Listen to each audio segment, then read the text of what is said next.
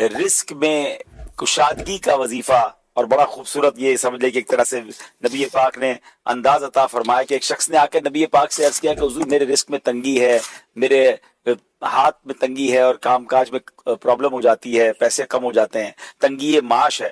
تو نبی پاک نے فرمایا جب تم اپنے گھر میں داخل ہو تو السلام علیکم کہہ لیا کرو، چاہے گھر میں کوئی ہو یا نہ ہو، پھر مجھ پر سلام کہو یعنی درود پاک پڑھو، اور ایک مرتبہ قل هو اللہ احد پڑھ لیا کرو۔ اس شخص نے ایسا ہی کیا تو اللہ عز و جل نے اس پر رزق کھول دیا، حتیٰ کہ اس کے ہمسایوں اور رشتہ داروں کو بھی اس رزق سے حصہ پہنچا۔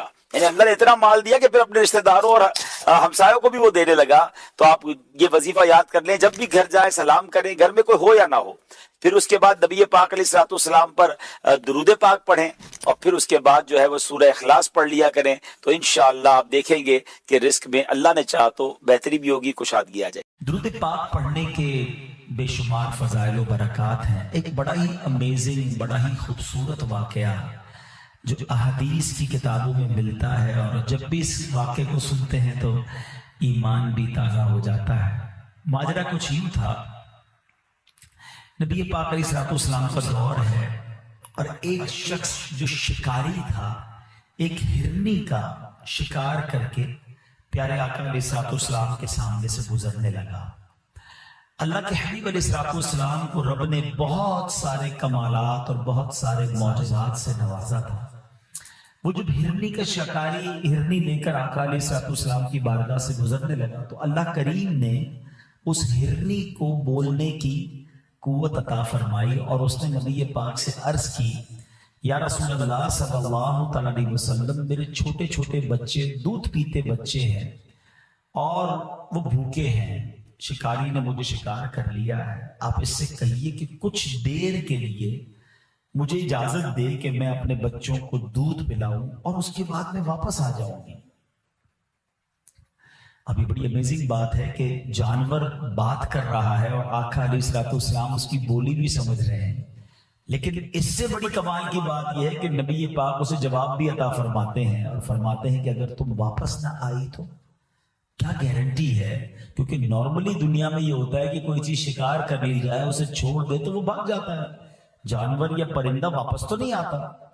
مگر نبی پاک علیہ الصلوۃ والسلام کی بارگاہ میں وہ ہرنی عرض کرتی کہ حضور اگر میں واپس نہ آؤں تو مجھ پر اللہ پاک کی ایسی لعنت ہو جیسی اس شخص پر لعنت ہوتی ہے جس کے سامنے آپ کا ذکر کیا جائے اور وہ درود نہ پڑھے۔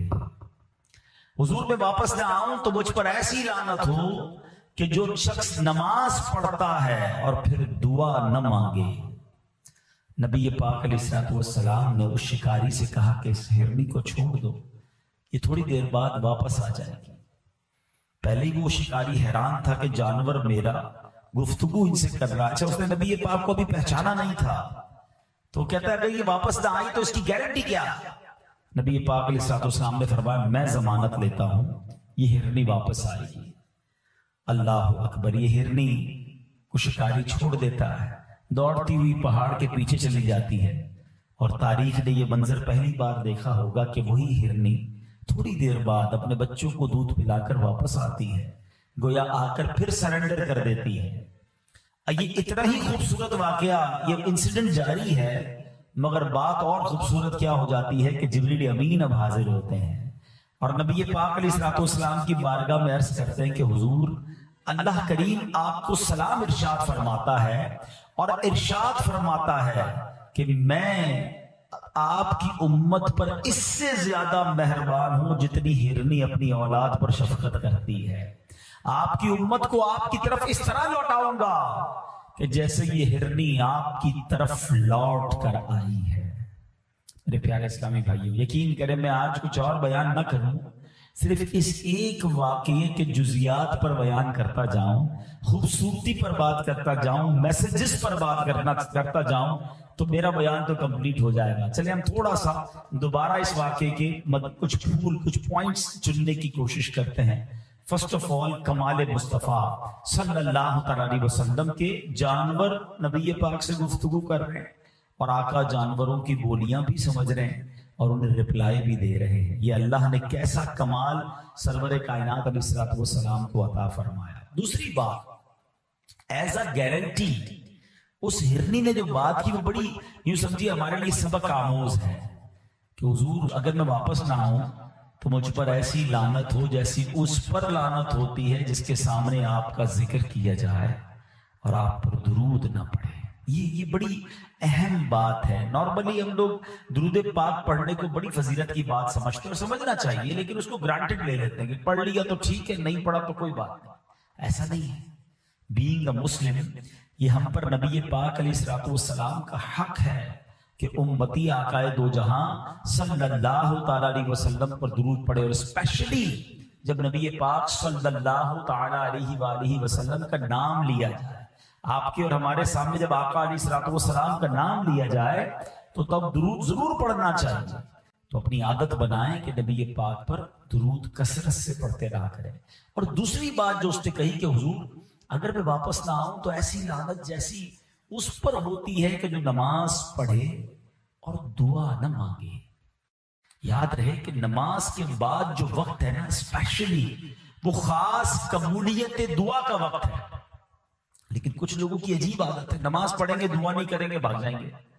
حالانکہ رب کی رحمت دیکھیں دعا ایکچولی کیا ہے, اللہ سے مانگنا ہے. دنیا میں کس کو اچھا لگتا ہے کوئی مجھ سے مانگے اور بار بار مانگے؟ ہمیں تو مانگنے والا اچھا ہی نہیں لگتا. کوئی ایک بار مانگ لے, کوئی دوست ہو قریبی ہو, بندہ اس کی ہیلپ کر دیتا ہے, دوبارہ مانگے تو کہتا ہے پہلے تو دیا تھا اس کا کیا کیا, اور تیسری بار مانگے تو ہم کہتے ہیں اس کی تو عادت ہو گئی مانگنے کی, چوتھی بار تو موبائل ہی نمبر ہی بلاک ہو جاتا ہے. یہ ہے دنیا والے. مگر رب کی شان دیکھو, جو نہیں مانگتا رب اس سے ناراض ہوتا ہے, اور جو جتنا مانگتا ہے اللہ اسے اتنا پسند کرتا ہے. کیسی شان کریمی ہے میرے مالک کی.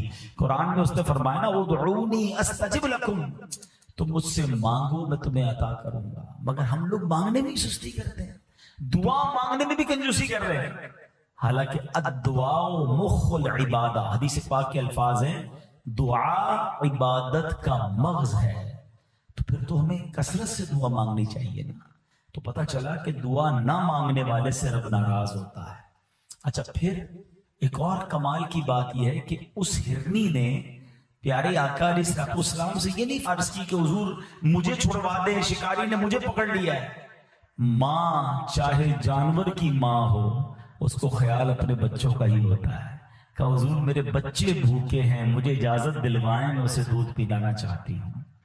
اور اب اگلی بات جو رب عز و جل نے ارشاد فرمایا کہ اے محبوب تمہارا رب تمہیں سلام ارشاد فرماتا ہے, اور یہ ارشاد فرماتا ہے کہ جیسے یہ ہرنی لوٹ کر آئی ہے رب فرماتا ہے تمہاری امت بھی تم پر لوٹا دوں گا. اس ہرنی کو اپنے بچوں سے جتنا پیار ہے رب تمہاری امت پر اس سے زیادہ بھی مہربان ہے.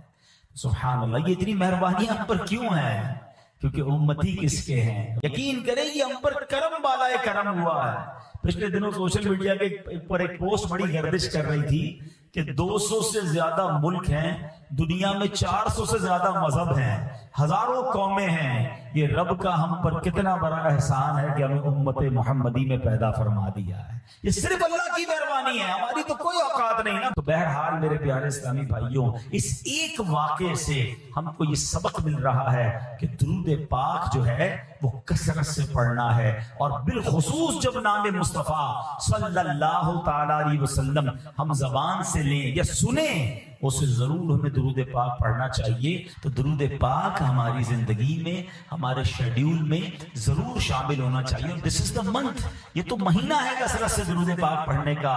اس مہینے میں اتنے درود پڑھو کہ باقی مہینوں میں عادت ہو جائے. ہمارے آقا علیہ الصلوۃ والسلام کا امت سے پیار, ایک تو اس حدیث سے بھی پتہ چل رہا ہے کہ آقا بھی محبت کرتے ہیں, اور نبی پاک کی وجہ سے اللہ بھی اس امت پر بڑا مہربان ہے کیونکہ میرے محبوب کی امت ہے. اچھا محبت کا انداز کیا ہوتا ہے؟ سرکار علیہ الصلوۃ والسلام نے ہر موقع پر ہمیں یاد رکھا ہے. جی ہاں, نبی پاک جب دنیا میں تشریف لائے نا, 12 ربیع الاول کا دن تھا, پیر کا دن تھا, صبح صادق کا وقت تھا. نبی پاک کی جب ولادت ہوتی ہے نبی پاک دنیا میں آتے ہی سجدے میں چلے گئے, اور زبان سے رب حبلی امتی کی آواز ہے. صدا کیا ہے؟ اے اللہ میری امت میرے حوالے کر دے. اور پہلا سجدہ کس لیے ہے؟ امت کی یاد میں ہے. ساری زندگی ہمیں یاد کرتے رہے. راتوں کو اٹھ اٹھ کر امت کے لیے دعائیں ہوتی, لمبے سجدے ہوتے, آنسو بہائے جاتے.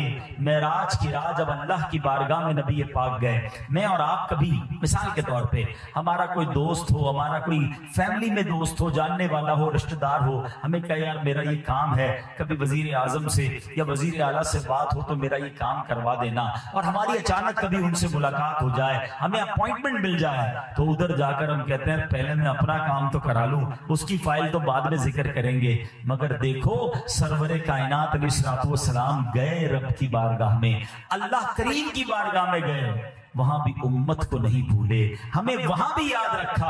مجھے ابھی پچھلے دنوں ایک صاحب نے میسج کیا کہ میں پودے لگانا چاہتا ہوں, کیا میں نبی پاک کے نام پر بھی پودے, ان کے اشارے ثواب کے لیے بھی پودے لگا سکتا ہوں؟ یا نارملی قربانی کے دنوں میں لوگوں کو یہ سوال ذہن میں آتا ہے کہ اپنے مرحومین کے اشارے ثواب کے لیے ہم قربانی کرتے ہیں, کیا نبی پاک علیہ الصلوۃ والسلام کے اشارے ثواب کے لیے بھی قربانی کرنی چاہیے؟ تو میں نے ان کو یہی پچھلے دنوں جواب دیا کہ دیکھو جب منا کا دن تھا, آقا نے زندگی میں ایک ہی حج کیا ہے, جب اپنی قربانی کی تو امت کے نام کی بھی قربانی کی. نبی پاک نے اس وقت بھی جانور قربان کیا کہ یہ میری امت کی طرف سے ہے.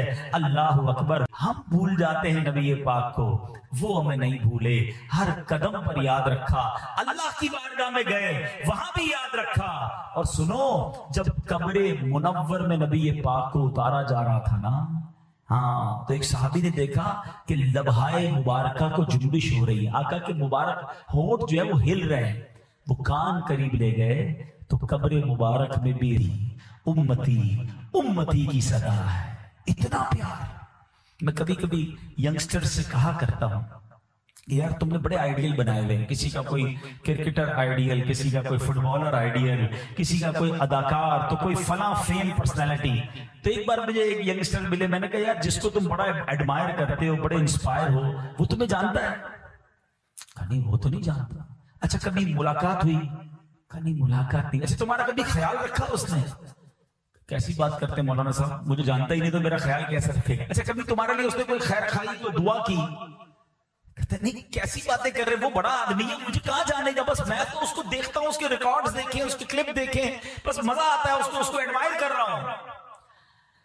ہائے ہائے ہائے, ہم اس کے پیچھے پڑے ہیں جو ہمیں جانتا نہیں ہے. اس سے محبت کیوں نہیں کرتے کہ تم پیدا بھی نہیں ہوئے تھے. 1400 سال پہلے جو تمہارے لیے سجدے کرتا تھا, 1400 سال پہلے جو تمہارے لیے دعائیں کرتا رہا, جو رب کی بارگاہ میں گیا تو تمہیں نہ بھولا, وہ آقا علیہ الصلوۃ والسلام ہمیں آج بھی اپنی قبر منور میں یاد کر رہے ہیں. اب جو گفتگو, جو جملہ کہنے جا رہا ہوں نا, بڑا سینسیٹیو ہے. اللہ کرے کہ آپ سمجھیں اور اس کی خوبصورتی کو محسوس کریں. نبی پاک آج بھی قبر منور میں امت کو یاد کر رہے ہیں. امام عشق و محبت سیدی اعلیٰ حضرت اپنی کتاب فتاوی رضویہ میں لکھتے ہیں کہ آپ نے دیکھا ہوگا کبھی کبھی کان بجتے ہیں. کبھی کبھی زندگی میں ایک بار ایسا ہو جاتا ہے, 2 بار ایسا ہو جاتا ہے کہ بندہ کہتا ہے مجھے کچھ سنائی دیا ہے. ہمارے یہاں کہتے ہیں کان بج رہے ہیں, تو برابر والا دوست یا فیملی ممبر کہتا ہے نہیں کچھ بھی نہیں, ایسی کان بج رہے ہوں گے, ہمیں تو کوئی آواز نہیں آئی. فرمایا جب کان بجے نا, فیل ہو کہ اینی بڈی, کسی نے پکارا ہے تمہیں, تو درود پڑھ لینا کہ یہ وہی آواز ہے جو نبی پاک قبر منور میں لگا رہے ہیں. کبھی کبھی کسی کی روح سے جا کے وہ ٹکراتی ہے تو فوراً درود پڑھنا کہ یہ درود پڑھنا مستحب ہے. تو ایسے ہیں میرے آقا, بتاؤ ان سے کتنی محبت ہونی چاہیے. ان کی شفاعت, اللہ اکبر. اب میں آتا ہوں, یہ تو وہ مہربانیاں تھی جو انہوں نے اپنی حیات طیبہ میں کی. Now talk about day of judgment. ایک بہت بڑی مہربانی ابھی ہونی ہے, ایک ایسا مشکل دن آنا ہے, ہم سب نے اس دن کو فیس کرنا ہے, جس کو یوم القیامہ کہتے ہیں, یوم محشر کہتے ہیں. اور قرآن کریم فرقان حمید میں جا بجا ہمیں ریمائنڈ کروایا. بلکہ میں یہ سمجھتا ہوں کہ مجھے اور آپ کو یہ دن بھول نہ جائے. کیا زبردست سسٹم بنا دیا کہ ہم ہر نماز کی ہر رکعت میں نارملی پڑھتے ہیں سورہ فاتحہ, ایسا ہی ہے. اور اس میں کیا پڑھتے ہیں؟ الحمدللہ رب العالمین الرحمن الرحیم مالک یوم الدین. یوم جزا کا مالک. وہ یوم الدین کیا ہے؟ یہ کس دن کی بات ہو رہی ہے؟ فرمایا کہ قیامت کے دن کا مالک ہر نماز میں تمہیں یاد رہے کہ ایک دن آنا ہے، ایک ڈے آف ججمنٹ ہے جس دن تمہیں جواب دینا ہے۔ اور محشر کا دن کیسا ہوگا؟ اتنی صورتیں اگر قرآن پڑھے تو پتہ چلے نا کہ قرآن پاک میں تو باقاعدہ قیامت کے دن کا نقشہ سینیریو بتایا گیا۔ یعنی اگر بندہ غور سے قرآن پڑھے، اس کا ترجمہ تفسیر ذہن میں رکھے تو اس کے سامنے ایسا لگے گا قیامت طاری ہو رہی ہے۔ قرآن سورہ قاریہ میں کیا کہتا ہے؟ بسم اللہ الرحمن الرحیم، القارعۃ ما القارعۃ وما ادراک ما القارعۃ۔ قارعہ کیا ہے؟ مفسرین کہتے ہیں یہ قیامت کا یہ ایک نام ہے، دل دہلانے والی۔ کیا وہ دل دہلانے والی؟ وما ادراک ما القارعۃ، تم نے کیا جانا کیا ہے وہ دل دہلانے والی؟ اچھا، یہ قرآن کا بڑا خوبصورت اسٹائل ہے، بہت پیارا اسلوب ہے۔ whenever Quran trying to emphasize something، قرآن جب یہ چاہتا ہے کہ لوگ غور سے سنیں تو قرآن پاک خود کوسچن کریٹ کرتا ہے۔ ایسا ہی اسلوب آپ کو ملتا ہے سورہ قدر میں، اِنَّا أَنزَلْنَاهُ فِي لَيْلَةِ الْقَدْرِ وَمَا أَدْرَاكَ مَا لَيْلَةُ الْقَدْرِ۔ تم نے کیا جانا ليلۃ القدر کیا ہے؟ پھر قرآن خود ہی بتاتا ہے لَيْلَةُ الْقَدْرِ خَيْرٌ مِّنْ أَلْفِ شَهْرٍ، ليلۃ القدر 1000 مہینوں سے بہتر ہے۔ یہی اسلوب قرآن نے یہاں اپنایا، وَمَا أَدْرَاكَ مَا الْقَارِعَةُ، تم نے کیا جانا قارعہ کیا ہے۔ Now Quran defining what is قارعہ، what is day of judgment, قرآن خود بتاتا ہے۔ پہلے قرآن نے 2 آیتوں میں بتایا سینیریو کیا ہوگا، حالات کیا ہوں گے۔ قرآن فرماتا ہے یوم یکون الناس کالفراش المبثوث وتکون الجبال کالعہن المنفوش۔ قرآن کہتا ہے اس دن لوگ ایسے ہوں گے جیسے پھیلے ہوئے پتنگے۔ یہ پتنگے کی مثال کیوں دی گئی؟ پتنگا آپ نے دیکھا ہوگا بارش میں چھوٹا سا کیڑے کی طرح، پرندے جیسا ہوتا ہے، چھوٹا سا مکھی کی طرح، کوئی ادھر جا رہا ہے کوئی ادھر جا رہا ہے، there is no dimension، ٹکراتے گر رہے ہیں ٹکراتے گر رہے ہیں۔ قرآن کہتا ہے بندوں کو سمجھ نہیں آئے گی جانا کدھر ہے، کوئی ادھر بھاگ رہا ہوگا کوئی ادھر بھاگ رہا ہوگا، پتنگوں کی طرح لوگ بھاگ رہے ہوں گے، اتنا خوف ہوگا۔ اور وہ پہاڑ، ماؤنٹینز، رینجز ہے نا ماؤنٹینز کی، دنیا کی سب سے طاقتور چیز کہی جاتی ہے، بڑے بڑے ماؤنٹین، مگر ماؤنٹین کا یہاں حال کیا ہوگا؟ وَتَكُونُ الْجِبَالُ كَالْعِهْنِ الْمَنْفُوشِ۔ قرآن کہتا ہے بڑے بڑے پہاڑ روئی کے گالے کی طرح اڑ رہے ہوں گے۔ وہ مثال دی گئی دھمکی ہوئی اون کی طرح۔ آپ نے کبھی دیکھا ہوگا رضائی والا رضائی بناتا ہے تو اون اڑتی ہے، روئی اڑتی ہے، فرمایا جیسے وہ اون اڑتی ہے نا ایسے پہاڑ اڑ رہے ہوں گے۔ within 2 آیت قرآن ڈیفائن the scenario۔ سمجھنا بات کو، اتنے خطرناک سینیریو میں کیفیت کیا ہوگی، دل کیسا دہلا ہوا ہوگا، ڈر کتنا ہوگا۔ ایگزامپل دیتا ہوں، اللہ نہ کرے کوئی بلاسٹ ہو جائے یا زلزلہ آ جائے، ہم میں سے کوئی بات کرنے جیسا ہوگا؟ اچھا اس سینیریو میں آپ سے کوئی بار حال کیا ہے، طبیعت کیسی ہے، اچھا کاروبار بتاؤ، اچھا صبح سے شام تک کیا کیا، آپ کہیں گے بھائی ابھی تو ٹینشن اتنی، اتنا بڑا دھماکہ ہوا، میرا تو دل دہل گیا، زلزلہ آیا، تیرے کو حساب کتاب کی پڑی ہے۔ قرآن کہتا ہے ایسا سینیریو ہوگا، پہاڑ روئی کی طرح اڑ رہے ہوں گے، بندے بھاگ رہے ہوں گے پتنگوں کی طرح ڈیورنگ دیٹ ایٹماسفیئر۔ اب قرآن کہتا ہے سوال جواب ہوں گے، اس ایٹماسفیئر میں میزان عمل لگایا جائے گا، اور اس ایٹماسفیئر میں کیا ہوگا؟ آگے قرآن کہتا ہے فَأَمَّا مَنْ ثَقُلَتْ مَوَازِينُهُ، تولا جائے گا اعمال کو، اور جس کے نیکیوں والا پلڑا بھاری ہو گیا نا فَهُوَ فِي عِيشَةٍ رَاضِيَةٍ، وہ مزے میں ہوگا، چین میں ہوگا، جنت کی نعمتوں میں ہوگا۔ اور آگے فرمایا وَأَمَّا مَنْ خَفَّتْ مَوَازِينُهُ، جس کی نیکیوں کا پلڑا ہلکا ہو گیا، فرمایا فَأُمُّهُ هَاوِيَةٌ، وہ تو بھڑکتی ہوئی آگ میں ہوگا۔ وَمَا أَدْرَاكَ مَا هِيَ، یہ حاویہ کے اگین پھر کوسچن، وہاں فرمایا وما ادراک ما القارعہ، یا قرآن خود سوال کر رہا ہے وما ادراک ما ہی، یہ ماہیہ کیا ہے؟ قرآن ڈیفائن کر رہا ہے نار حامیہ، بھڑکتی ہوئی شعلے مارتی ہوئی آگ ہوگی۔ یعنی پتہ یہ چلا خوف کا عالم، حساب کتاب، اور جس کی نیکیاں زیادہ وہ جنت میں، جس کی نیکیاں کم گناہ زیادہ وہ جہنم کی آگ میں چلا جائے گا۔ اس طرح قرآن نے قیامت کو ڈیفائن کیا ہے۔ کبھی پڑھا ہم نے کبھی ریئلائز کیا ہم سب نے فیس کرنا ہے اس دن کو, اس کی تیاری. مثال دیتا ہوں, ہم میں سے کسی کا انٹرویو آ جائے, کسی کی کوئی آڈٹ رپورٹ کی کال آ جائے, ہمیں جناب کوئی کہے کہ جناب بڑا مشکل دن آپ پر آنے والا ہے, آپ کو فلاں ملک میں جانا ہے, وہاں بڑی لمبی لائنیں ہیں. ہم کہتے ہیں یار کوئی راستہ بتاؤ, کوئی سہولت بتاؤ, کوئی پروٹوکول, کوئی کسی طرح آسانی سے کام ہو جائے. Source Is anybody discuss about the day of judgment کہ یار اس دن کیا آسانی ہو سکتی ہے, اس دن گرمی سے کیسے بچوں گا, اس دن سورج سوا میل پر ہوگا, حساب کتاب بھی ہوگا, اعمال بھی کھلیں گے, میری بچت کا راستہ کیا ہے؟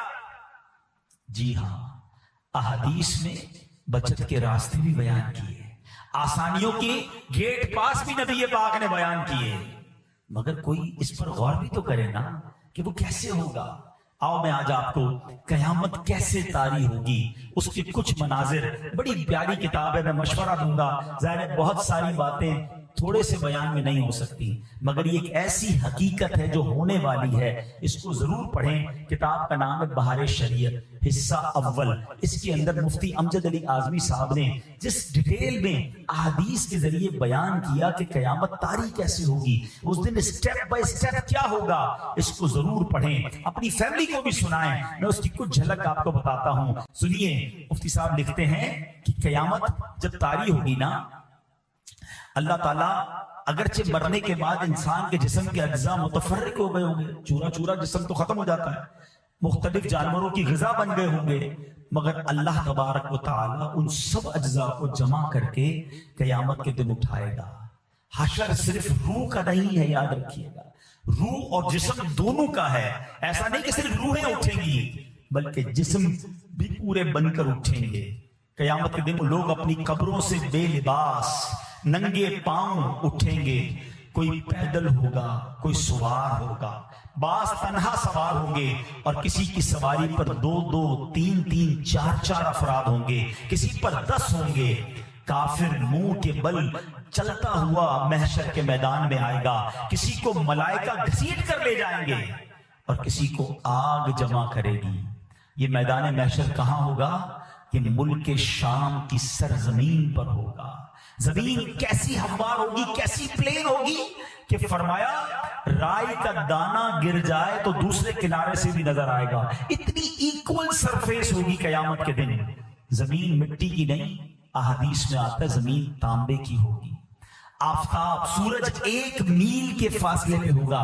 آج کروڑوں میل دور ہے, ہم جون جولائی کی گرمی برداشت نہیں کر سکتے. ڈے آف ججمنٹ 1 میل پر سورج ہوگا. اب فرمایا کہ اب یہاں پر کیا ہوگا کہ اب لوگوں کی تو گرمی کا عالم کیا ہوگا کہ بھیجے. بتایا کتابوں میں لکھا کہ دماغ کھولتا ہوگا گرمی سے, پیاس کے مارے زبانیں باہر آ جائیں گی, اتنا پسینہ بہے گا کہ کسی کے ٹخنوں تک, کسی کے گھٹنوں تک, کسی کی پیٹھ تک. اور گناہگار تو اپنے پسینے میں ڈبکیاں کھا رہے ہوں گے. اور اسی تکلیف میں میرے پیارے اسلامی بھائیوں کئی دن گزر جائیں گے.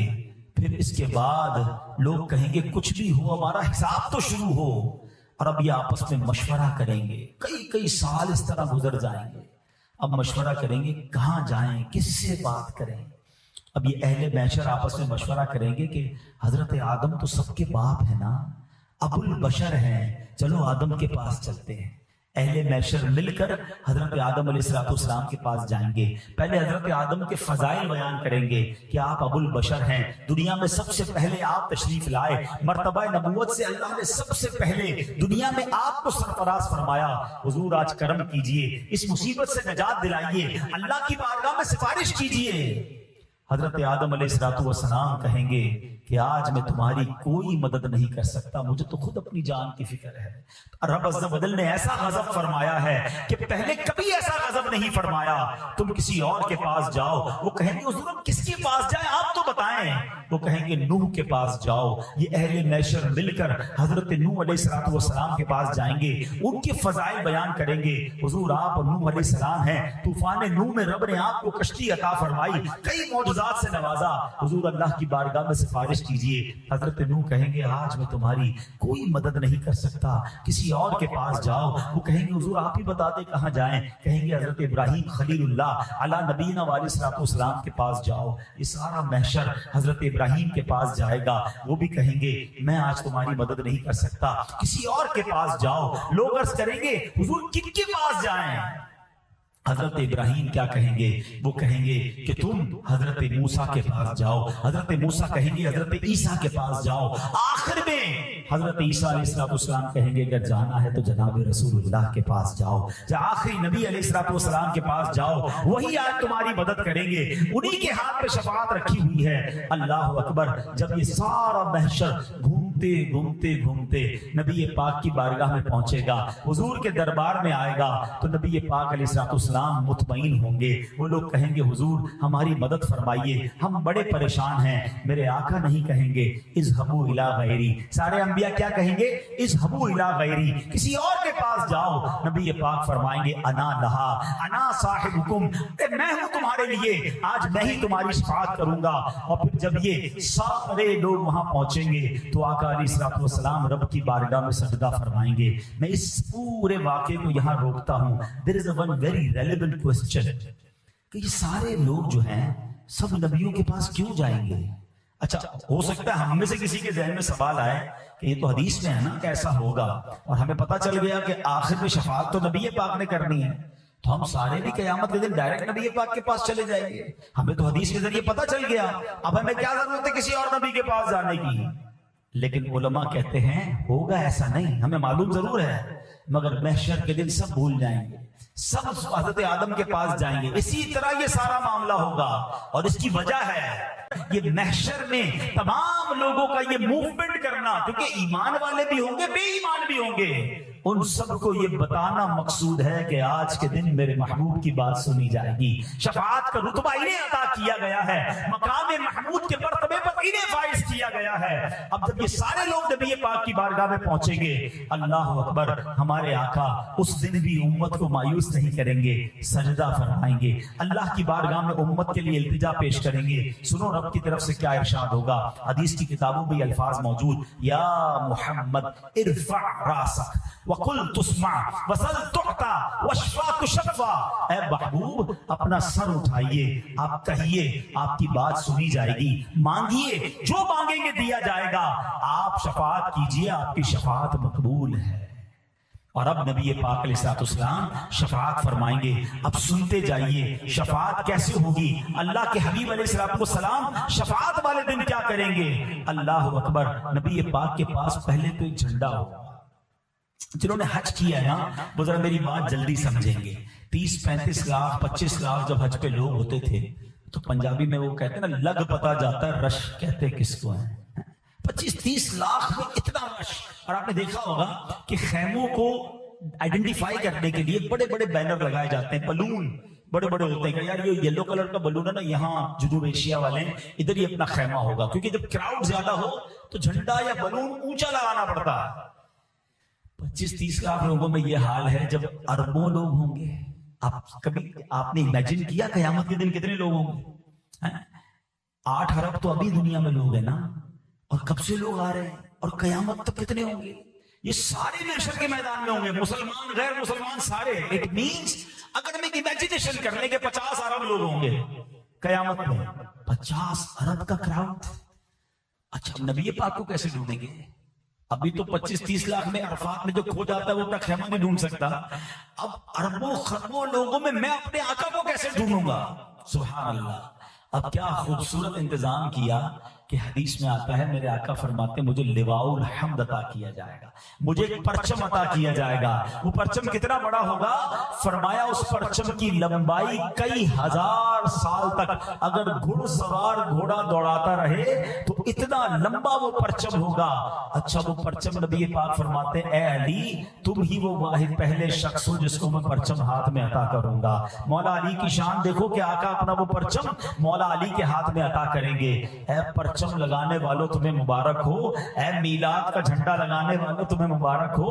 قیامت کے دن بھی آقا کی پہچان وہ پرچم ہی ہوگا.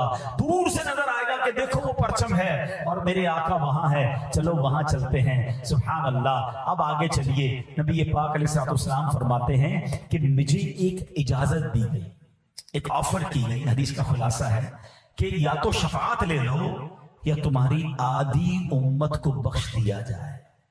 آقا فرماتے میں نے شفاعت لے لی کیونکہ وہ زیادہ مسلمانوں کے لیے فائدہ مند ہے۔ سبحان اللہ۔ یعنی نبی پاک نے امت کے بارے میں کس قدر خیال فرمایا۔ آقا کیا فرماتے ہیں؟ میری شفاعت میری امت میں ان کے لیے ہے جو کبیرہ گناہ والے ہیں۔ ایک اور جگہ نبی پاک فرماتے روئے زمین پر جتنے ٹھیلے اور پیڑ ہیں قیامت کے دن میں ان سب سے زیادہ آدمیوں کی شفاعت فرماؤں گا۔ ایسی شفاعت آقا کی، سبحان اللہ۔ پیارے آقا علیہ الصلوۃ والسلام کی امت سے پیار دیکھو۔ قیامت کے دن انبیاء کے لیے سونے کے ممبر ہوں گے، سونے کے ممبر ہوں گے۔ سارے انبیاء اپنے ممبر پر بیٹھیں گے، میں اپنے ممبر پر نہیں بیٹھوں گا، اور اس لیے میں نہیں بیٹھوں گا کہ اللہ کے حضور کھڑا رہوں گا اس ڈر سے کہ کہیں مجھے جنت میں نہ بھیج دیا جائے اور میری امت پیچھے رہ جائے۔ آئے